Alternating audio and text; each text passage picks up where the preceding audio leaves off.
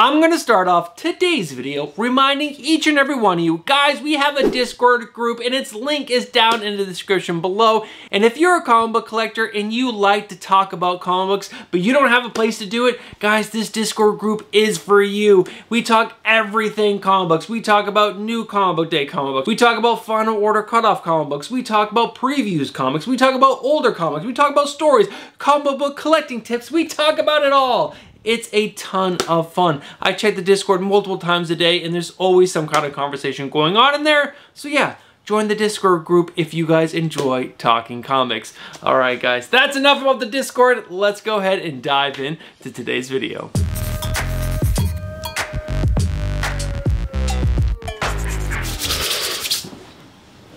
What is going on, comic book fans? Welcome back to the channel and welcome back, yes, to another Wednesday pull list, which is your hype video for New Comic Book Day. I'm gonna get you so pumped and so excited to get down to your local LCS and pick up the books that I'm gonna talk about in today's video. And you guys are gonna be running out the door to get down there, or running over to your computer and ordering these books online, because these are gonna be the best covers and the best stories to be picking up this week, in my opinion at least. So guys, let's not waste any more time and let's go ahead and check out my pull list. Now, as you guys can see, this is another week. It's not the biggest, no, but you guys can't see what those books are right there. So let me go and throw them up on screen right now. There are a total of 19 books on my pull list. 2 new #1s, and if we break down this list a little bit more, guys, there are 7 DC books, only 3 Marvel books, and 9 independent titles. Now guys, these 19 books are out of a total of 101 total comics that are available to you to pick up this weekend. Now that does include the second prints, facsimiles, and beyond, but that is a ton of comic books, and I'm only picking up 1/5 of the comic books this week, which is, you know, better than the 1/4, and I think 1/3 I had one week, which is absolutely crazy, Bruce. What are you doing? I honestly don't know some weeks. But guys, that is my pull list. Oh, also, I read all the previous issues to the books that you saw on screen, so every single one of these books could make the top 3 list. All right, guys, there is no books on the chopping block this week, so we can go ahead and move right over to my cover lever picks.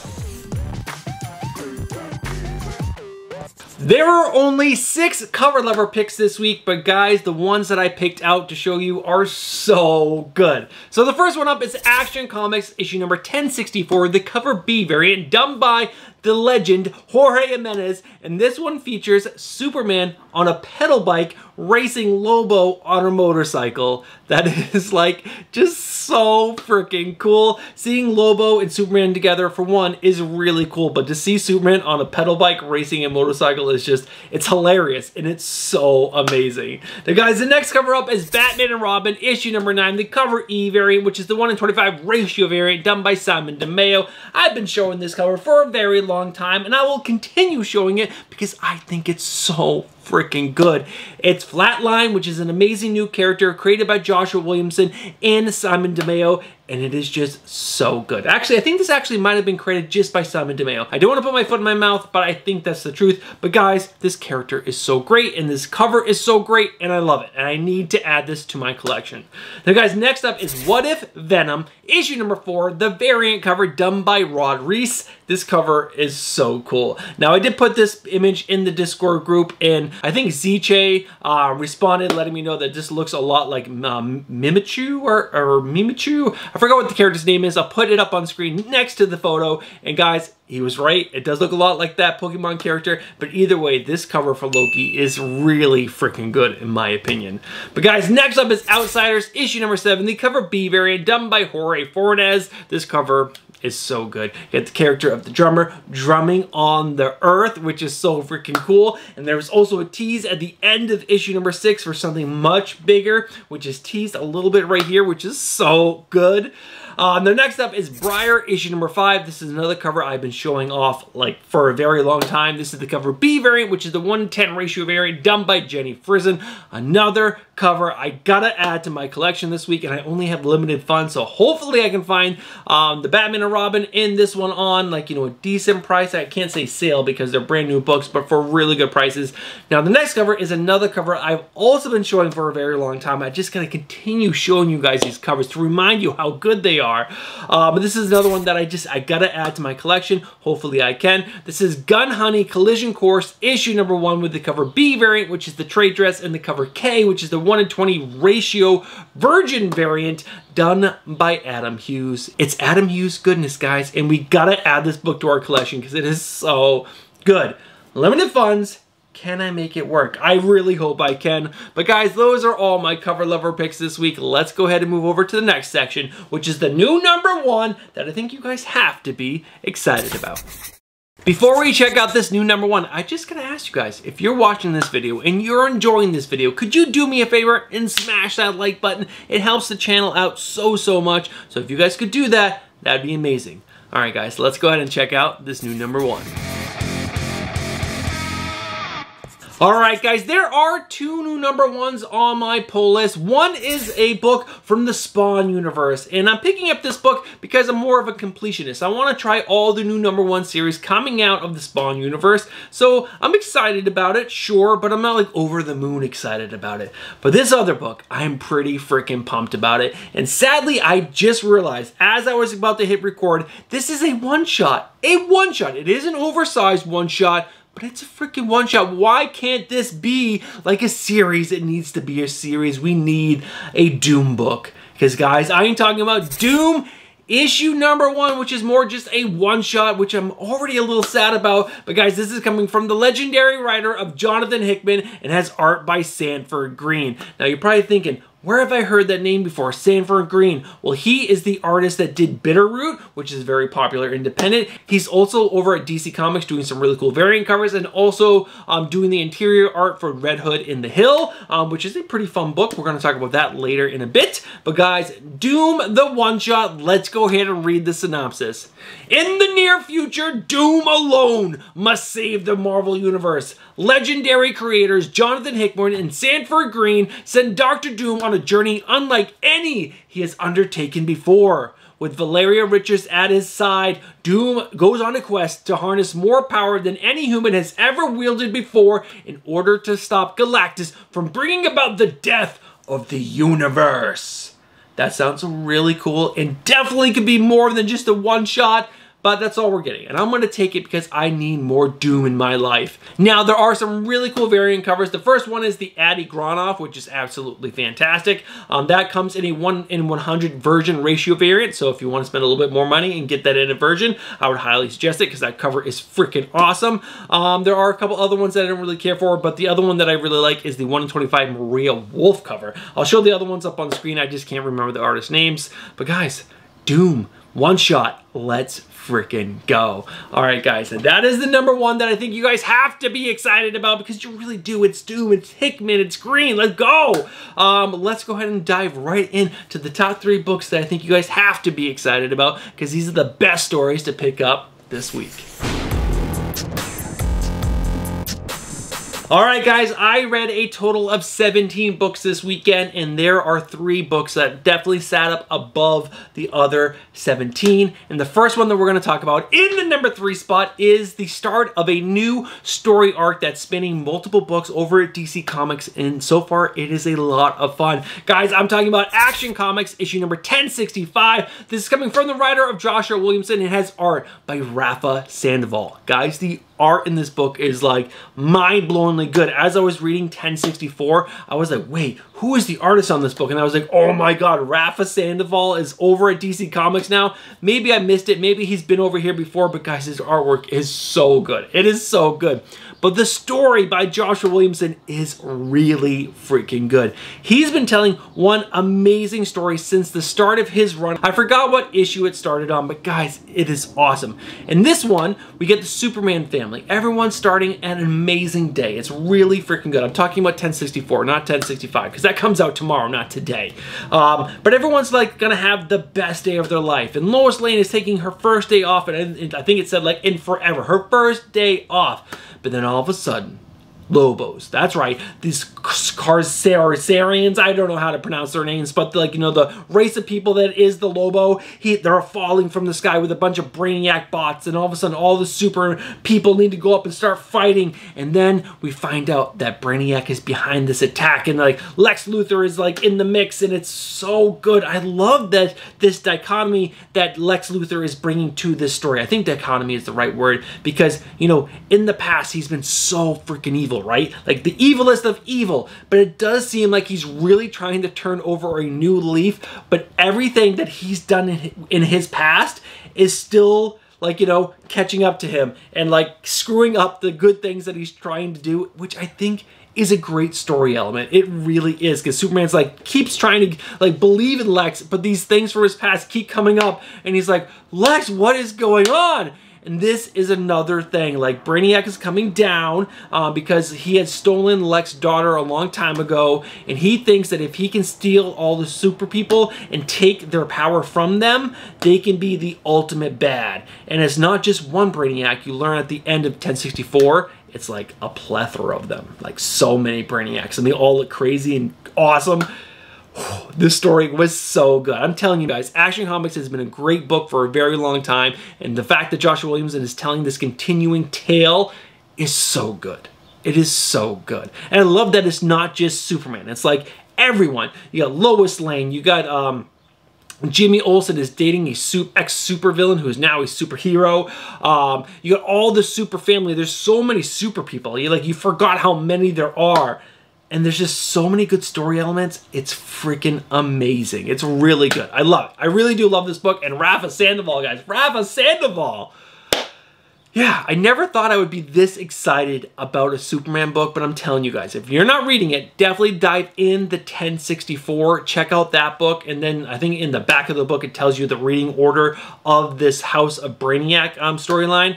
Definitely check it out. It's been really fun so far, because I believe I read the previous issue of Superman, which I think was issue number 12 early or something, and that was already telling another part of the story. And I'm like, wait, it hasn't even started yet, because in Action Comics 1064, that was the start of the story. So definitely check that out. Really freaking good. Let's talk about variant covers before I go. I already showed off cover B, which is like so freaking good. The cover C is fine. The cover D is amazing, featuring an awesome Kara Zor-El. The cover E is okay, and the 1 in 25 is bad in my opinion. Don't pick that up. Pick up the cover B. B is amazing. All right, guys, that is the number 3 spot. Let's go ahead and find out what the number 2 is. All right, guys, we had a DC book. Let's go ahead and throw a Marvel book in there. There's only 3 of them on my pull list this week, so which one could it be? Well, it is Miles Morales Spider-Man issue number 20. Now, this is coming from the writer of Cody Ziegler and has art by Federico Vincentini. Totally butchered your name. I'm sorry for Federico. But guys, Cody Ziegler has been telling a really okay story so far. But when I look back at 19 issues, because I read issue number 19 yesterday, the story arc was awesome. And it was 19 issues long to really come to the final resolution of that story.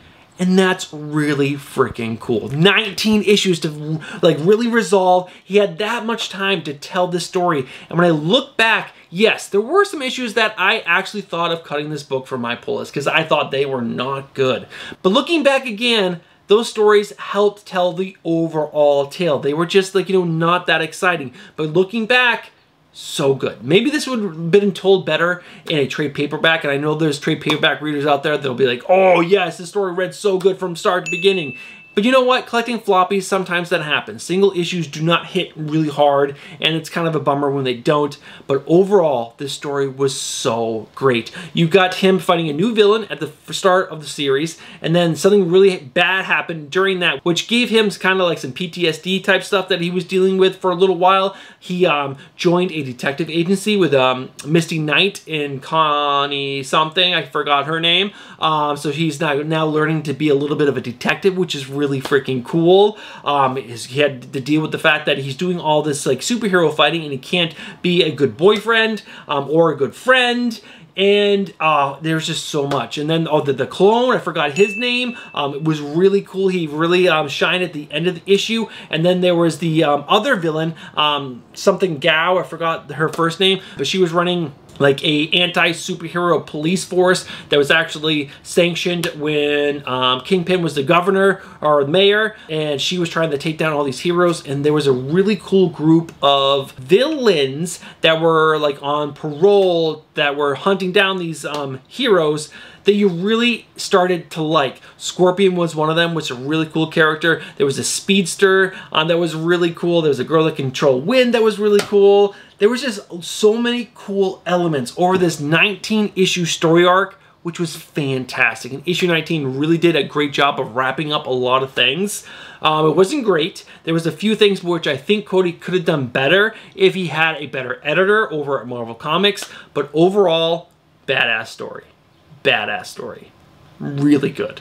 Really good. And the way they ended it on 19 was very like family oriented and like heartwarming, and because he brought his clone home for the first time and like kind of freaked out his parents, but his like little sister like totally just latched on to him. It was really cute and adorable. Oh, so good. Great book, guys. Great freaking book. If you had not reading it and you're okay collecting 19 issues, go collect them, because I think the start of issue number 20 is starting a new story arc, and hopefully it's going to be really freaking cool. Really cool. All right, guys, that is the number 2 book. Let's go ahead and find out what the number 1 book is this week. All right, guys, the number 1 book I am most excited to read this week is Green Lantern issue number 11. Now, this is coming from the writer of Jeremy Adams and has art by Zermenko. Now, just like Miles Morales Spider-Man issue number 20. I'm really excited about that. For the same reasons, I'm excited about Green Lantern issue number 11, because it took 10 issues. 10 issues to really tell this really cool story arc, and we're not done yet. It's not like Miles Morales where it took to issue number 19 for it really to hit it hard. I think we're kind of at like a midway point, and issue number 10 hit freaking hard. It was so good. So good. How do I synopsize 10 issues? I'm going to do a really bad job, so guys, I apologize for that, but I want to get you at least a little bit of information so you can know how hard this hit. So, U.S.A, or the Green Lantern Corps, is no longer what it used to be. It's run by the Intergalactic Police, basically, and rings are being given to people that really shouldn't have rings, and they're able to bend the emotional spectrum at their whim. So they could be a Green Lantern and then turn into a Red Lantern, and then a green, and then an orange, and then a blue, however they want to do that, which is not supposed to be able to happen, and Hal doesn't know how they're doing it. Hal was stuck on Earth for the first story arc, and you found out why, and that was really cool, and then he's able to escape, and now he went to U.S.A to find out what the heck was going on, and you find out that the U.S.A is being run by a bunch of bad guys, and they're capturing any Green Lantern that is not part of their Green Lantern crew, so like, you know, the old school boys. And when he gets to the planet, Jo, I forgot her last name, but she's the one with the spiky glasses, sees him and like brings him underground and like shows them that they're like, you know, there's a resistant group to this, but they can't use the rings. If they use the rings, they're able to find them and they can put them in the science cells, and then basically they're worthless. But then you find out that they're doing tests on the latest new Green Lantern, which is like this little girl who was able to get this pack. And it was really cool. It was part of Young Justice by Brian Michael Bendis. Really cool freaking character. And Hal Jordan was like, I gotta intervene. I gotta intervene. And he's like, throws the smackdown, and you find out that they cannot deactivate his ring because the hunters have these sticks that if you get hit with it, your ring doesn't work, and then he gets hit with it and his ring still works, and they're like, oh my god, Hal, you're everything we've been looking for. And just how hard he went going for this little girl was so epic and awesome. Throwing the smackdown, it was really great. He didn't end up getting the little girl at the end, but Simon Bowes was there, which is like one of my favorite Green Lanterns. He's so freaking cool. He's a new one from a little while ago. It just hit hard, guys. That last issue number 10, was so good, and you can see that we're going somewhere now. Before the first story arc, I was like, where are we going with this? Well, I don't care that Hal's stuck on Earth. I want Hal beating up bad guys. And then he gets off Earth, and then it starts to get really freaking good, and it hit hard. Now, the artwork by Zermenko is really freaking good, and the variant covers for this book, there's some really good ones. There's a Lobo one, which is also really good. The cover C is okay, and the 125 is fine. But the cover A is probably the best by Zermenko, or the Lobo one. But guys, this story really is really good. Really good. It hit freaking hard. I'm really excited to see where this is going to go. I hope you guys are willing to check out these 3 books, because every single one that I talked about in this top 3 are 100% worthy of you guys picking up. Especially this one, because this one really started hitting hard. So you can just pick up issue number 10 and kind of get an idea what's going on, and then like ride this out. And then Action Comics, you're in it right there. 1064. You only one issue you need to pick up, and then you're in the mix. So much fun. Awesome column books. Guys, that's enough about the top 3 books. Let's go ahead and do the not top 3, but the books you're gonna see. Alright guys, we did 3 books in the top 3, so it's 19 minus 3 would be 16. And then there's the 2 new number 1s, which brings us down to 14. So we get 14 books to cover. So let's strap in, and let's go ahead and go through these books. First up is Batman and Robin, issue number 9. Now this is coming from the writer of Joshua Williamson, and this story continues to be really freaking good. It's not top 3 list worthy, but it's a Batman story with Damian Wayne Flatlines in it, which is his girlfriend, which is really freaking cool. It's a really fun book dealing with Man-Bat, Damian back in school, dealing with Damian's past with his teachers. It's good. It's really good. Now next up is Blue Beetle, issue number 9. This book almost made the top 3 list. This continues to be a book you guys are not reading, but you need to read. The artwork is freaking amazing. It is so good. And this Blue Beetle story is also with Jaime and the other Beetles is so great. And the Reach, which are these alien races that are staying in the cities trying to protect them. They fought a big bad. And there's also Ted Kord's sister, which she continues to try to do good, but she's so evil. She's so evil. It's great. It is so good. You guys have to be reading this book. It also has got like this family vibes and coming of age story. There's so many good elements. Next up is Dark Ride, issue number 12. Comes out this week. It's the final issue of this amazing horror story based around a theme park. Joshua Williamson, amazing story. I cannot wait to see how this story is going to wrap, because I have no idea. I have no idea how he's going to wrap this up, because I can see this going on for a long time. It's so crazy, it's so wacky, and it's so good. Also, amazing artwork. Now guys, next up is Fish Flies, issue number 6. Jeff Lemire, great story. A little out there and a little weird. It's thick, but it reads really fast. There's not a ton of dialogue in it. He tells a lot of his story through his artwork, and it's really good. It's a really great story about a little girl who is in a crappy home, who finds an unlikely friend in a guy who's on the run, who does something bad and then gets turned into a giant fish fly. It's weird, but it's really good. Now guys, next up is Monolith, issue number 1. This is the other new number 1 book, and again, this is about a character within the Spawn universe. I don't know a lot about Monolith, but guys, guess what? I'm gonna find out a lot more of him in this new number 1. Now after that is Napalm Lullaby, issue number 3. Now this is coming from Rick Remender in Bengal, and this story is really fun. You found out a lot more information in issue number 2, and it started to make a lot more sense. The brother and sister dichotomy in this is really great, how they interact with each other. The father was an interesting piece that we met in issue number 2, and what they're gonna go try to do in issue number 3 is awesome. It is really good. Now after that is Outsiders, issue number 7. I freaking love this book. This book is so freaking cool. You got Batwoman, Batwing, the drummer, and then they add in other characters around there. But this story is great. They're dealing with a lot of like outside of the box things, not necessarily villains, which is really cool, just issues with the universe, and they're trying to fix them. And in the end of issue number 6, there was a nice tease to bigger things, which was really cool. Really cool. I'm just going to say the word planetary. That should give you enough information to know what possibly is going to come forward in this, and it's gonna be good. After that is Rat City, issue number 2. Issue number 1 of Rat City was okay. Wasn't great. I was a little disappointed. It felt like an off-the-shelf story. Like it was like, oh, let's take this type of thing and put it here and regurgitate it. So hopefully in issue number 2, it's going to start to feel like a new story that's awesome.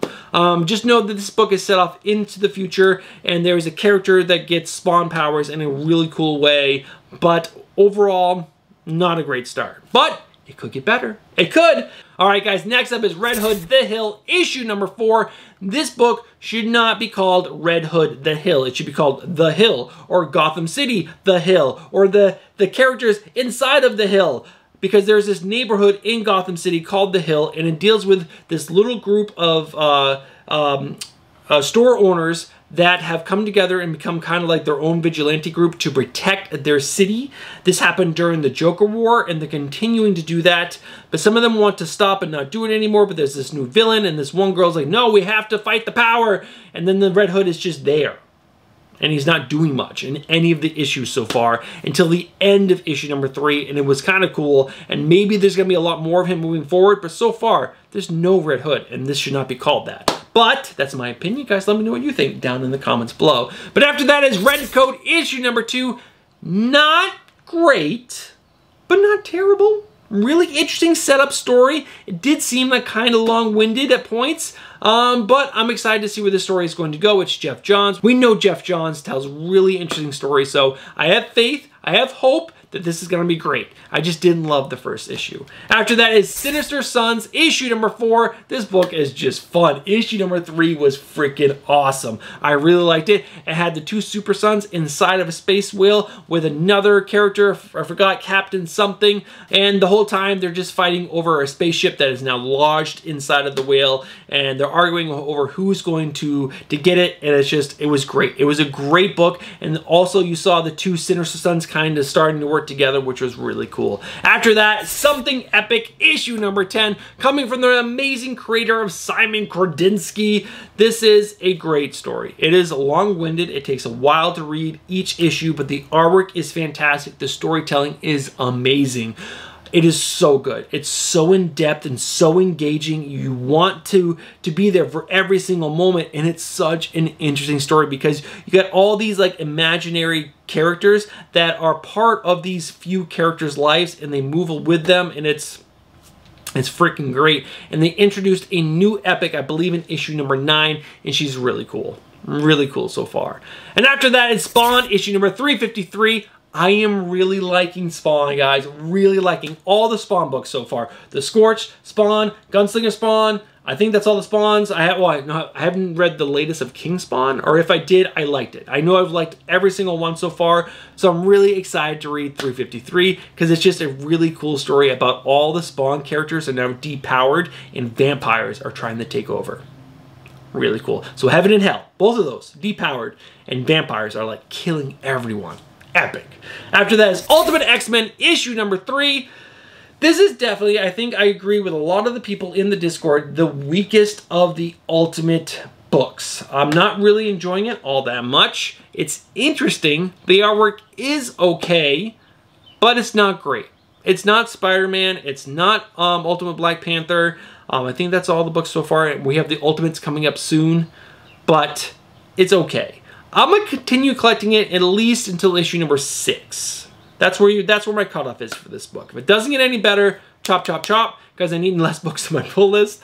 But so far, I don't know. What do you guys think? Are you loving it? Let me know down in the comments below if you are. Now, the final book to talk about is The Weatherman, issue number 5. 2 issues left, guys. 2 issues. I'm so sad. Issue number 5 and issue number 6 is going to be the grand finale of this 3-volume arc. So good. I was going to put this book on the list again, which would have been the 3rd time this book would have made the top 3 list, but I felt like I needed to zhuzh it up and put something new in there, so I did. But this book is so epic. It's so good. It's written by Jody LaHoppe, and it's really a great tale. It's a big sci-fi book. I don't want to go into details, but you know, there's a guy trying to kill the human race with this plague that's just like destroying everything, and he's going from settlement to settlement throughout the universe, just like wiping us out. And there's like a small group of people trying to stop it, and it's great. It's great storytelling, it's great character development, great dialogue, great building over 3 volumes.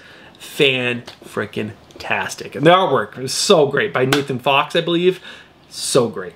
All right, guys, that is the not top 3, but the books you gotta see. Let's go ahead and wrap this video up and find out who won last week's giveaway. All right, guys, we are at the end of today's video. And before we find out who won last week's giveaway, I just want to take a minute and thank every single one of you who've watched from the beginning of this video to this point right here. I know my videos are long. I am a very, I guess, long-winded person. I really didn't think I was until I started editing these videos, and they always end up to be about 30 minutes. So if you guys stick around for the whole entire thing, you guys are legends. Thank you guys for being such amazing supporters of this channel. Now, if you guys did watch this video and you enjoyed this video, but you're not subscribed to the channel, I just gotta say, what are you doing? Get yourself subscribed, hit that bell for notifications, and smash that like button. All right, guys, let's go ahead and cut up close and find out who won last week's giveaway. All right, guys, you know how we do this. We go to last week's video. We go ahead and click on it, and then we're going to go ahead and pause that video because you guys don't want to hear me scream and yell over this video again. We copy the URL, and then we go to this place right here. And then we go ahead and paste in the URL, and then we hit fetch. Not anything goes. No, always a hashtag. Or always a keyword filter, hashtag I love comic books. Then we're going to go ahead and hit continue and find out how many of you guys left a comment. There was 57 of you who left a comment with that hashtag. Now all we need to do is find out who won. Let's do that in 3, 2, 1. And the winner was Lauren Villa RP9KO. And she left the comment, or I should say they left the comment. I missed out on Monsters Are My Business. Definitely gonna grab it. Well, congratulations, because that's an amazing book and you should, and you won last week's giveaway. Congratulations! Congratulations, Lorna Villa RP9KO. You won last week's giveaway. Now, what I need you to do is to go over to Instagram and slide into our DMs and give us your address, and I will get your book shipped out to you in 3 to 4 weeks time. I'm just gonna be honest with you, it takes me a little while to get books shipped out to you, and I also need to go book shopping because I am out of giveaway books. So yeah, I believe I owe giveaways for 2 people. Now you're the 3rd, so I'm gonna get books out to you as quickly as possible. Now, if you guys are interested in entering next week's giveaway, you just gotta do these 4 things. It's the same 4 things every single week. So let's go over them real quick. Number 1, you need to live in the United States of America. Number 2, you need to be a subscriber to the channel. Number 3, you need to leave a comment on the video. And number 4, that comment needs to have the hashtag I love comic books. And that's all you need to do to enter this week's giveaway. All right, guys, that's gonna do it for me today. I hope you guys have a fantastic new comic book day and get all the books that you're hoping to pick up this week. And I'll see you guys in the next one. Peace.